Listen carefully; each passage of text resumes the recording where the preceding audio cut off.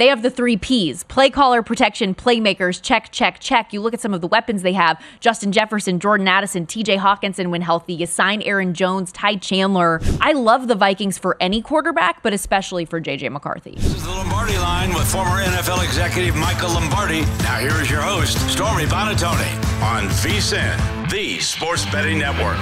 You believe, and I want to hear your reasons, why the Vikings are the best landing spot for a rookie quarterback, even though you went against your instincts and bet J.J. McCarthy to be a top 5 pick. Yes. So, I mean, some people are going to say Caleb Williams would be the best landing spot with the Bears. And I agree, for a top overall pick, it's probably the best situation for a number 1 overall pick ever. But of these 6 quarterbacks, I think the guy with the best situation ended up being J.J. McCarthy because of what the Vikings are and what they have. And yes, I was a hater on J.J. McCarthy during the pre-draft process, but it wasn't because I don't like him and I don't think he has potential. It's because I don't think he's a top 5 pick, which ultimately he didn't end up being anyway. So I feel a lot better about it. But first and foremost, zero pressure to have to be the guy right away. The Minnesota Vikings go out, sign Sam Darnold for the 1-year, $10 million deal.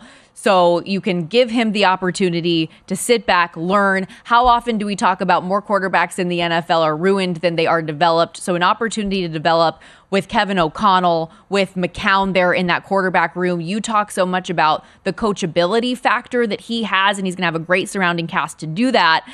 Daniel Jeremiah even made a great comment. They have the 3 Ps: play caller, protection, playmakers, check, check, check. You look at some of the weapons they have: Justin Jefferson, Jordan Addison, TJ Hawkinson when healthy. You sign Aaron Jones, Ty Chandler. And because of his youth and relatively low usage in college, I think that the opportunity for him to sit and learn and grow, and you listen to some of the comments from him coming out of the draft as well about how excited he is just to pick the brains of the people around him, to mold him into whatever they want to be. And again, not have to have that pressure of playing right away. I love the Vikings for any quarterback, but especially for JJ McCarthy. Yeah, and I agree with you. I think, Kevin O'Connell will do a good job. Josh McCown played in the league.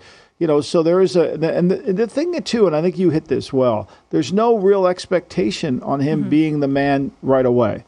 Like, he's not coming in with the expectation eventually he's going to have that, but they have Darnold there, and I'm sure when Darnold throws the first interception, but I think your point is well taken. All right, let's shift to Michael, a different aspect of just one more thing to follow up on that. Like, the other thing that we talk about so much, too, is how they used to be in Kirk Cousins' jail. Now they have the freedom to pay Justin Jefferson, to pay other guys around this rookie contract that he's going to have. And when you think about the Vikings as a whole, 2 years ago, they were winning all of those one-score games. Last year, it's like an overcorrection where they were losing all of the one-score games. 8 of their 10 losses were by 7 points or fewer. 5 of those losses by 4 points or fewer. So they're probably better than we thought they were a year ago as well. So the team's better. He's in a good situation. I just really like the landing spot. But okay, go forward. All right, so you've listened to me to ad nauseum about the Falcons and Super Bowl winning GM Terry Fontenot and Kaiser Sose McKay, but you have a different take on the Michael Penix pick, and I'd love to hear it. I did try to play devil's advocate a little bit with you yesterday, and I regret it because, there were a lot of reasons not to like what the Falcons did here. But the thing I still can't get over most as a fan, Michael, is that I wanted to see Michael Penix Jr. play in 2024, and the Falcons robbed us of that. For him being one of the most, if not the most, ready to play now prospects, he's in a position now where he's probably the only quarterback of these 6 that, barring injury, isn't going to have the opportunity to start. Had he not had the injury history that he had, he easily could have been QB 2 or 3 in this draft class. He's the Heisman runner-up, led the FBS in passing yards, second in pass yards a year ago, led the FBS in completions of explosive plays, 20-plus yards downfield, had 500 more yards than any other player outside the numbers, and a stretch of 21 straight wins prior to losing in the national championship. He's a guy that I think is probably one of the most ready to play now guys that isn't going to get to.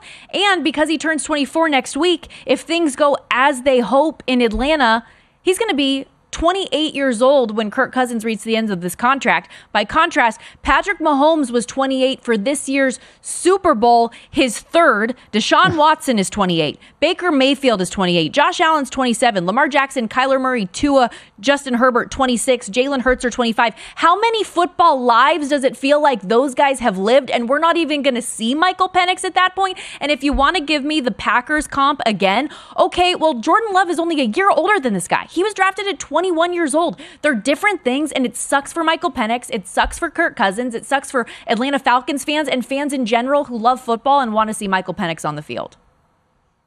I love it. Preach.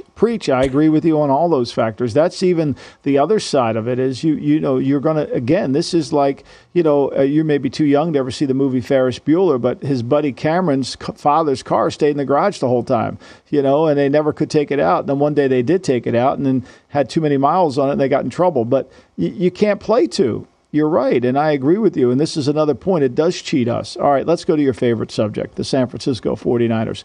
I think I started this rumor because when I was on Pat McAfee, I said I wouldn't be surprised if they try to trade Deebo more than Aiyuk because Aiyuk is an outside receiver and they have too many.